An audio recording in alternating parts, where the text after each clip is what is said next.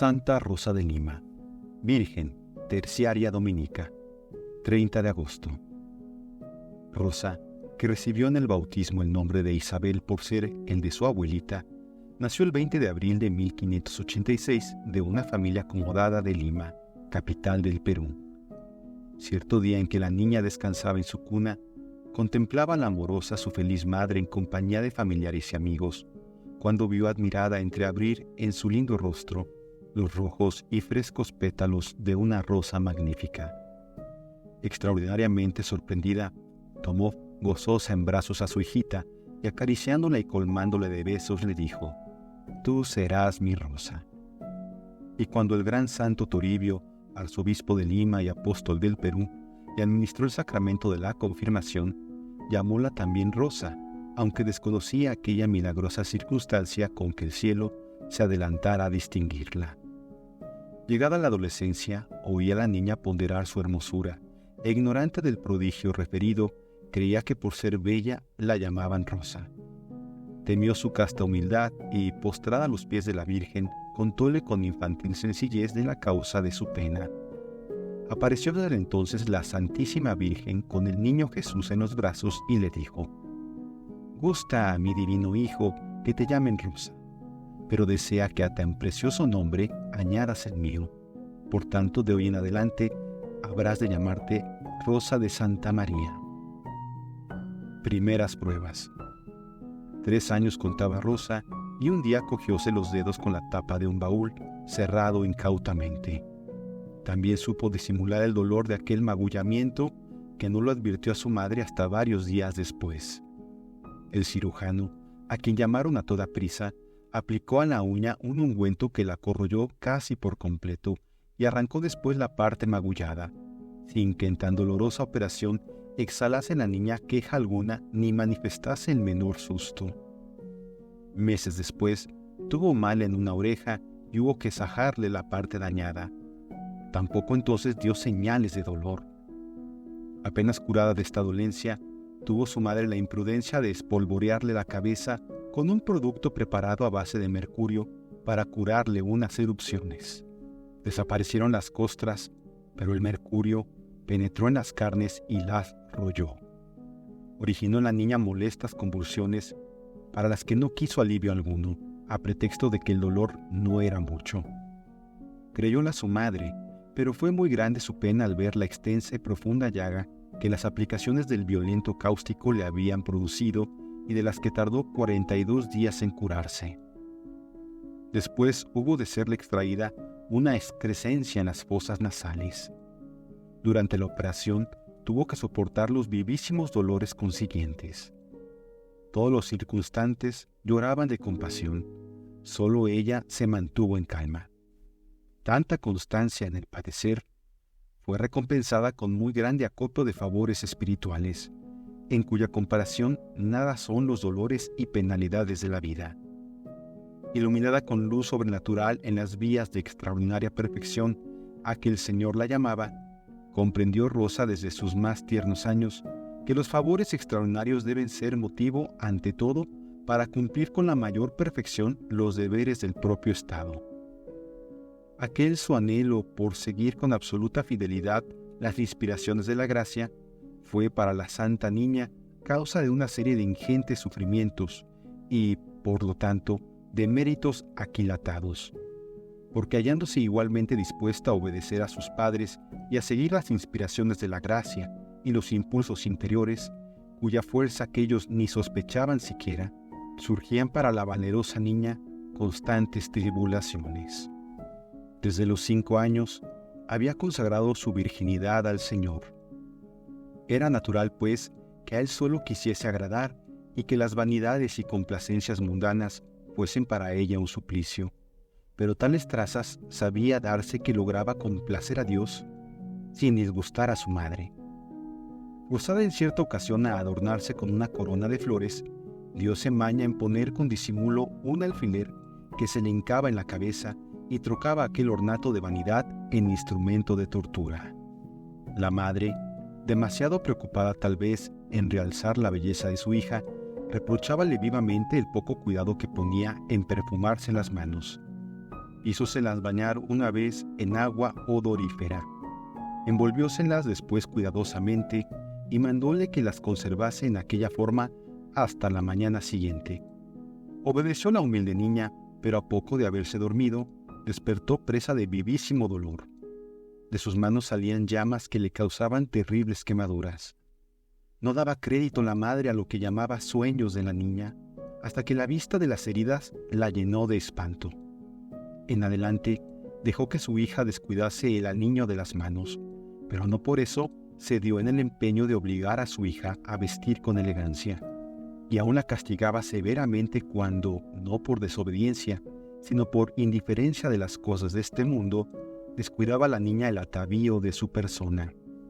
A fuerza de paciencia, logró por fin Rosa que su madre se allanara a permitirle usar un manto de tela basta.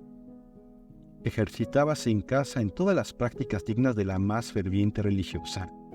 Así se había impuesto la obligación de no beber jamás sin permiso de su madre.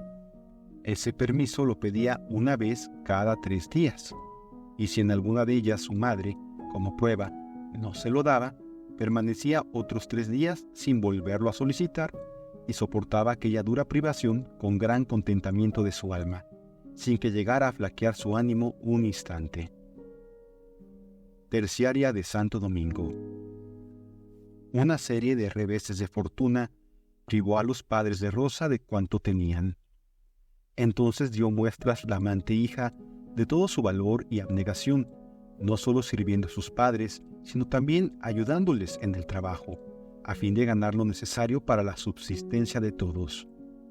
Dios acudía en su ayuda milagrosamente, porque a pesar de la precaria salud y de los frecuentes éxtasis, hacía Rosa diariamente la labor de 4 personas, sin que sus energías se dieran ante el esfuerzo.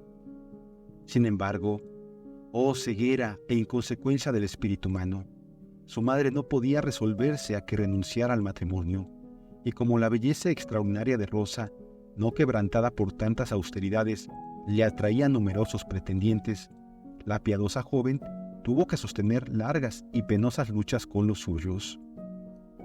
Ayudábale en esta su protectora, Santa Catalina de Sena, a quien había tomado por modelo.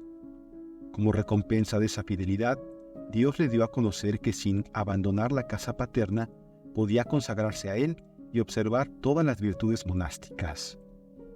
Por eso, como la Virgen de Sena, vistió el hábito de la Orden Tercera de Santo Domingo el 10 de agosto de 1610, y a partir de aquel memorable día, entregóse, como ella, a una vida contemplativa y penitente. Austeridades, humildad. Desde sus tiernos años practicó el ayuno más riguroso. Cuánta verdad es que las exigencias de nuestro cuerpo y de nuestra salud crecen o disminuyen en proporción de lo que les concedemos. Siendo pequeñita, no comía nunca fruta. A los 6 años ayunaba a pan y agua los viernes y sábados. A los 15 hizo voto de no comer nunca carne, salvo el caso de mandato formal de santa obediencia. Más tarde no comía más que sopas hechas solo con pan y agua, y sin condimento alguno, ni siquiera sal. Y como esa mortificación no le parecía suficiente, añadió un brebaje tan amargo que no podía tragarlo sin verter lágrimas. Pasábanle a menudo varios días sin comer, y esos ayunos extraordinarios eran ciertamente en ella efecto de una gracia especial, a la que respondía con generosidad. Pues si sus padres la obligaban a tomar algún alimento sustancioso, pronto tenían que reconocer que con aquel cuidado y oficiosidad, lejos de aliviarla, aumentaban considerablemente sus dolores. Cada noche se disciplinaba con cadenas de hierro y se ofrecía a Dios como víctima propiciatoria por la Iglesia, por el Estado, por las almas del purgatorio, por la conversión de los pecadores y por los intereses de la fe católica. Y era tan constante en esta penitencia que no daba tiempo a las heridas para curarse, de modo que su cuerpo era una pura llaga. Íntimamente compenetrada con la pasión de su amante Salvador, ingeniábase sobremanera para inventar penitencias que la acercasen más y más a su divino modelo. Siendo pequeñita, suplicaba a una buena persona le pusiera sobre las espaldas una carga de ladrillos, para comprender mejor, según decía, lo que sufrió Jesucristo bajo el peso de la cruz. Y así, agobiada con aquel peso, poníase en oración y se mantenía firme, hasta que, rendida y agotado su débil cuerpecito, caía sin aliento ni fuerzas. A los 14 años cambió esa práctica por otra. Salía de noche al jardín con las espaldas martirizadas por las disciplinas, como lo habían sido las de Jesús, y cargándose con una pesada cruz a ejemplo de su maestro, caminaba con los pies descalzos y con paso lento, meditando sobre la subida de Cristo al monte Calvario, y dejándose caer de cuando en cuando para imitar con mayor perfección a su ejemplar y modelo. Ciñóse la cintura con 3 cadenitas que cerró con un candado, cuya llave arrojó al aljibe para que no se las pudieran quitar. Las cadenas atravesaron pronto la piel y penetraban en las carnes al paso que éstas iban creciendo, con lo que se le producían dolores acervísimos que soportó durante muchos años en silencio, hasta que una noche no pudo contenerse y prorrumpió en sollozos. Vióse entonces obligada a descubrir su secreto a una criada, con cuya ayuda intentó vanamente romper las cadenas. Solo acudiendo a la oración consiguió que se quebraran, pero aún así no se las pudo quitar sin arrancar partes vivas de su carne. Muchas veces ponía los pies desnudos en la piedra ardiente del hogar y hacía larga meditación sobre las penas del infierno. Con una lámina de plata se fabricó a manera de un cerquillo, practicó en él 3 filas de 33 orificios en cada una y por ellos introdujo clavos con las puntas hacia adentro. Los 33 clavos representaban los 33 años que vivió Cristo en la tierra. Esa corona se la ponía todos los viernes y apretábala cada vez con mayor fuerza, a fin de que los clavos penetrasen en la cabeza, y para que el cabello no ofreciese su débil protección, se lo acortó. ¿Acaso habría quedado ignorada esa penitencia heroica si cierto día no se hubiese caído Rosa, hiriéndose en la cabeza, de la que se escaparon 3 hilos de sangre que denunciaron el martirizador instrumento? Pareciéndole poco austero el lecho de madera en que por mucho tiempo descansó, fabricóse otro con trozos de tabla unidos con cuerdas y llenó los intersticios con fragmentos de teja y de vajilla, de modo que las aristas más cortantes quedasen hacia arriba. Cuando por la noche se acostaba en ese lecho de tormento, llenábase la boca de hiel en memoria de la que dieron a su amante Salvador en la cruz. Ella misma confesó que ese brebaje le ponía la boca tan ardorosa y desecada que al levantarse no podía hablar y respiraba con muchísima dificultad. Tal repugnancia le producía aquella cama que solo el verla o pensar en ella le hacía temblar, y por la noche al prever lo que en ella iba a sufrir, le acometía una fiebre abrasadora. A tanto llegó su temor cierto día que antes de decidirse a sufrir aquel martirio, quedóse largo tiempo pensativa. Entonces le habló claramente Jesús y le dijo: «Acuérdate, hija mía, que el lecho de mi cruz fue mucho más duro, más estrecho y más espantoso que el tuyo. Verdad es que yo no tenía, como tú, piedras bajo la espalda, pero acerados clavos atravesaban mis manos y mis pies. Ni me perdonaron la hiel, me la presentaron los sayones cuando la fiebre devoradora me angustiaba. Medita eso en tu lecho de dolor y la caridad te dirá que, comparado con el mío, tu lecho es de flores». Fortalecida con tales palabras, nunca más decayó la constancia de Rosa durante los 16 años que todavía vivió. Por eso dormía muy poco, y el insomnio fue para ella, como lo había sido para Santa Catalina de Siena, una de las mortificaciones más difíciles de soportar. De las 24 horas del día, dedicaba 12 a la oración, 10 al trabajo manual y 2 al sueño. Cuando estaba de rodillas, se cerraban sus párpados muy a pesar suyo, y para triunfar del sueño, se hizo construir una cruz algo más larga que su estatura.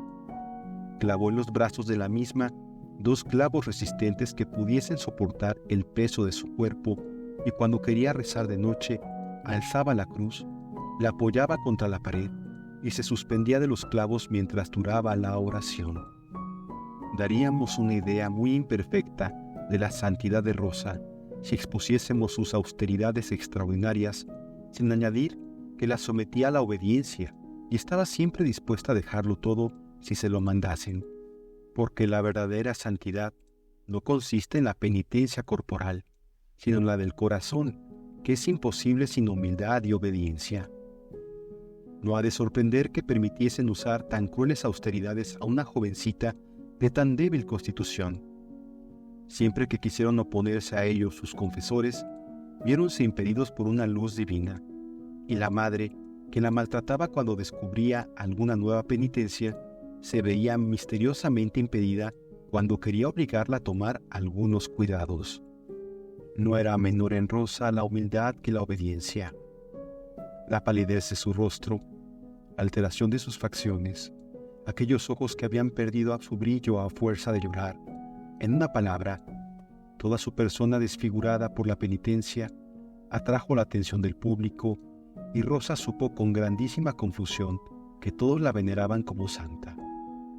Acudió a Dios desolada y le pidió con instancia que sus ayunos no le alterasen en nada la fisionomía. Dios la escuchó y le devolvió la lozanía y los colores. Sus apagados ojos se reanimaron y todos sus miembros adquirieron nuevo vigor. Así sucedió que después de haber ayunado una cuaresma a pan y agua y de haber pasado 30 horas sin tomar alimento, vieron a unos jóvenes y se burlaron de ella diciendo: «Vaya con la religiosa célebre por sus penitencias. Cara tiene de haber banqueteado, a pesar de hallarnos en tan santo tiempo». Rosa dio gracias a Dios desde el fondo de su alma. El eremitorio de Rosa.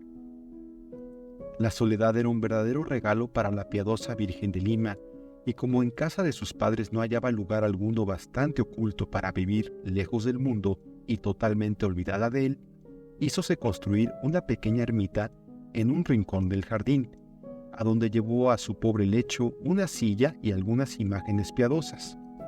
Allí distribuyó ordenadamente su tiempo entre la oración y el trabajo manual.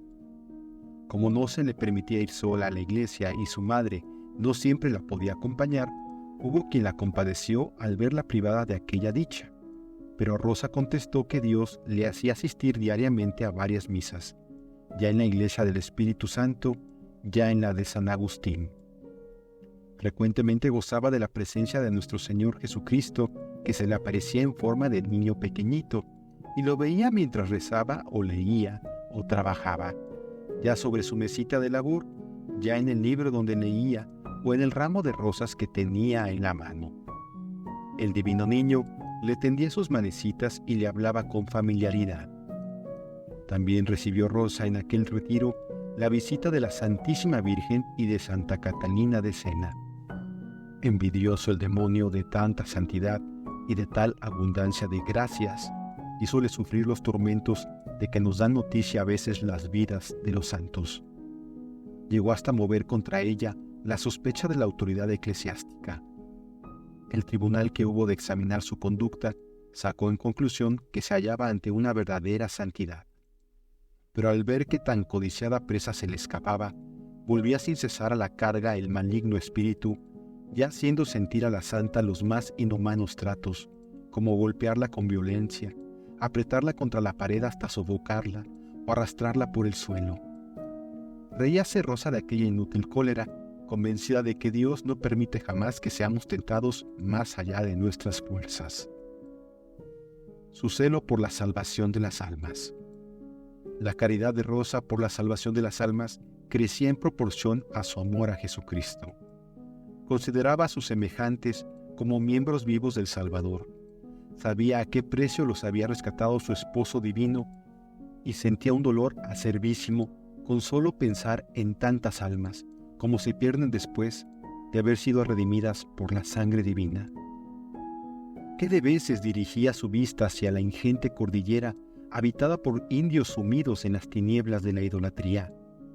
El territorio de Chile, que después de haber conocido el cristianismo había recaído en el culto abyecto de los ídolos, le causaba profundísima aflicción, dolíase también de la triste suerte de los chinos, de los turcos y de numerosas sectas heréticas y cismáticas que desolaban a Europa después de haber desgarrado a la Iglesia de Jesucristo. Oíasela a veces exclamar que, para salvar las almas, consentiría en dejarse cortar en pedacitos y que quisiera poder colocarse a las puertas del infierno para impedirles caer en él.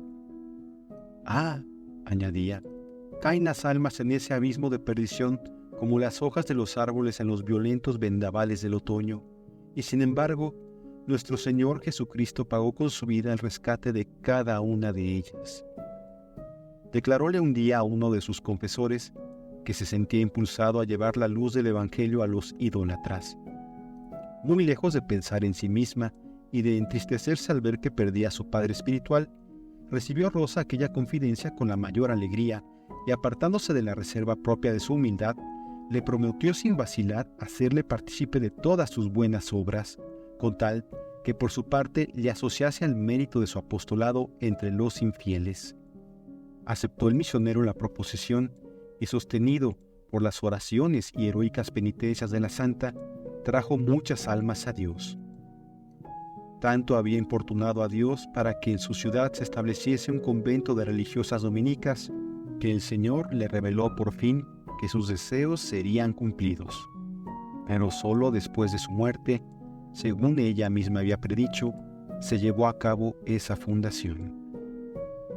En él tomó el velo, al quedarse viuda, la madre de nuestra santa, doña María de Oliva, y poco después, más de 200 religiosas ofrecían al Señor, en aquel santo recinto, el fervoroso tributo de sus plegarias y de sus amores. Muerte y glorificación de Rosa. El 24 de agosto de 1617, a la edad de 31 años, entregó su hermosa alma al Creador, aquella Rosa fragantísima del Perú. Sus funerales produjeron multitud de conversiones. Todo era oír hablar de restituciones, de cesación de escándalos, de obras de caridad y de mortificación. Y no solamente en la capital pudo apreciarse tan maravillosa renovación de las almas, sino que se extendió a todo el Perú y aún alcanzó al Virreinato de México su bienhechora y grande influencia. El 15 de abril de 1668 fue beatificada por Clemente IX. El mismo pontífice le dio al año siguiente el título de patrona principal del Perú e inscribió sus alabanzas en el Martirologio romano. Clemente X la canonizó el 12 de abril de 1672. Es patrona de Hispanoamérica.